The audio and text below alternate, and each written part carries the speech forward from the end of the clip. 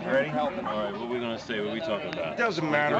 Okay. Hey, this is Les Stark. I'm the executive director of the Keystone Cannabis Reform Rally. And today is September 27th, 2014. This is our 11th rally that we had. We came here to talk about legalizing medical marijuana, industrial hemp, decriminalization, and full legalization. This is our 11th rally, and this is one of my favorite people in the cannabis movement, and I'm sure everybody knows New Jersey Weedman, and he's actually helped us out. He came to our second rally that we had in Lancaster last May, and he came to our rally again in Lancaster. He came to our rally in Reading.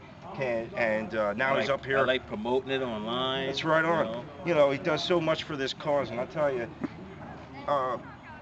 Weedman, you are probably one of the hardest working activists that I know. And I know a lot of people that work hard, but the difference with your activism, you actually put your ass on the line.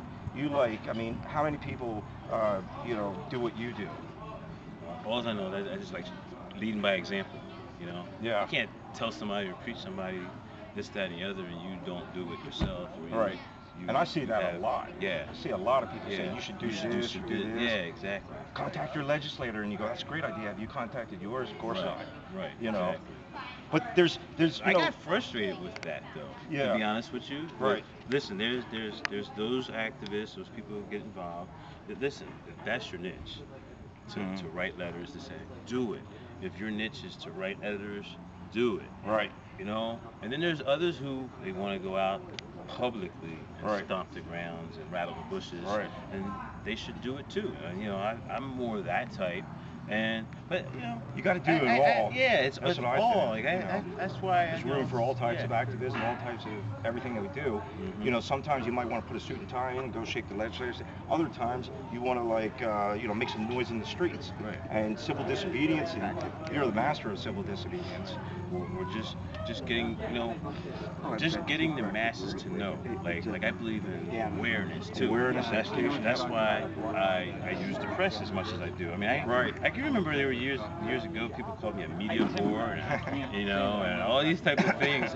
No, you just don't understand. The press was designed to show we the people the abuses of government. That's what the founding fathers wanted. Right. So not for press scores, box scores, and what was on last night's Survivor. No, it wasn't for that. It was to report the abuse of government to the people, and that's what I always called I always thought the war on drugs was abusive. I always thought the war on drugs was abusive to our Constitution. So I always wanted to use the press to speak to the people about, make them aware of this incident or that incident or this attitude. And I don't know, I think it's worked, man. The attitudes of people 10 years ago, the same things I say now, to attitudes, now have, just transformed. Right. But you do also try to make change in the political system. You're a political candidate yourself. I mean, multiple times. Yeah. Well, again is putting the issue, to the public, and I never was that high where I thought I was going to win. It was more, make a statement, get the awareness out. It was more like this to the system, It was more like fuck you to the system. Right. You got these Democrats and Republicans, they don't even want to talk about weed. And here I was with the audacity to run for office and call my party the legalized marijuana party. I mean, so it was more like a FU to the system. Right. People who thought like me totally agreed, yeah, man, dude's right on, Well, I knew I wasn't gonna win.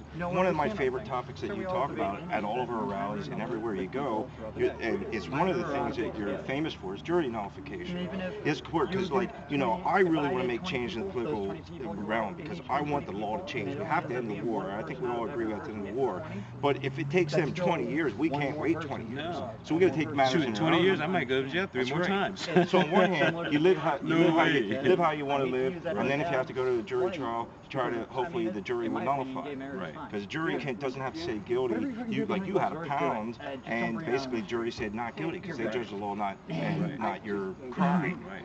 I absolutely broke the law. Yeah. The facts were there. I admitted to all the facts. Yeah. No matter how anybody wants to twist and turn, the jury decided not guilty. Well, you're a likable guy. You're hard to hate. No, who would want to put the weed man in jail? You know what I mean? There's a prosecutor named Mr. Luciano. Yeah, right. There's a judge, Delahaye. Yes.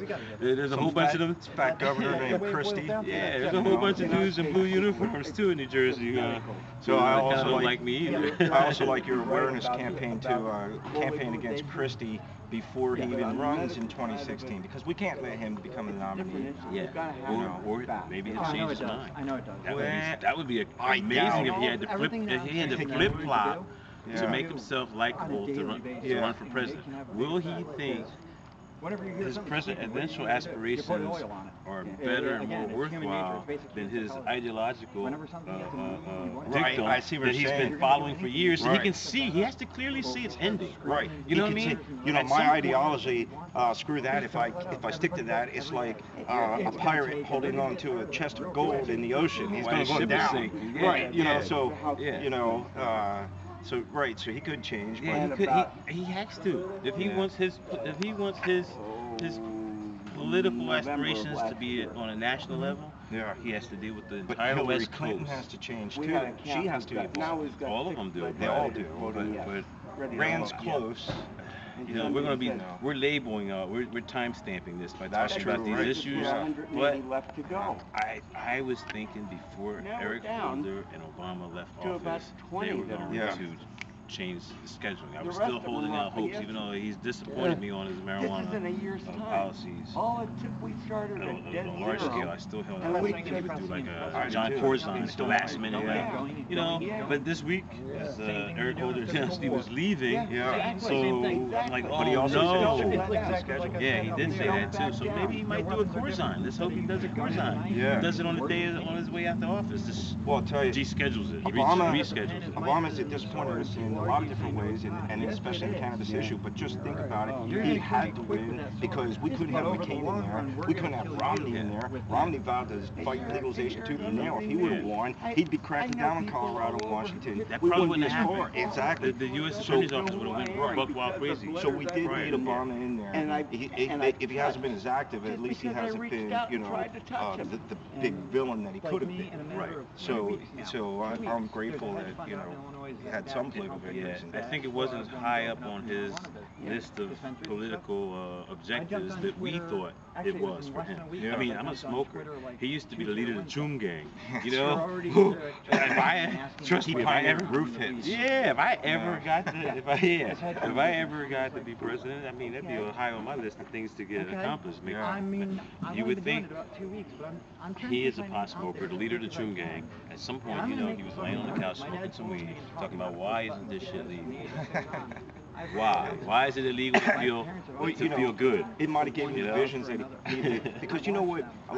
These visions never ended up in jail. That's right. That's his lucky. I mean, a lot of the things that we do, like when I do a rally, it starts with an idea in your head. Where's that idea come from? Basically, I asked the herb, showed me, and it shows me. And when I did my research for my book, I did 90% of my research, or 99% of my research sober, and I wrote 100% of it high because it facilitates language and creative expression, and things just flow out of you. Time just flows. Right. Yeah.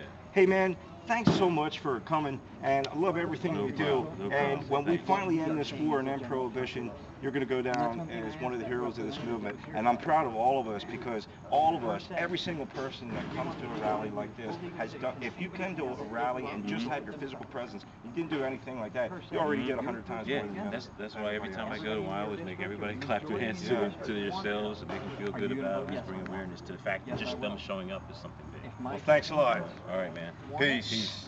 Even if it's against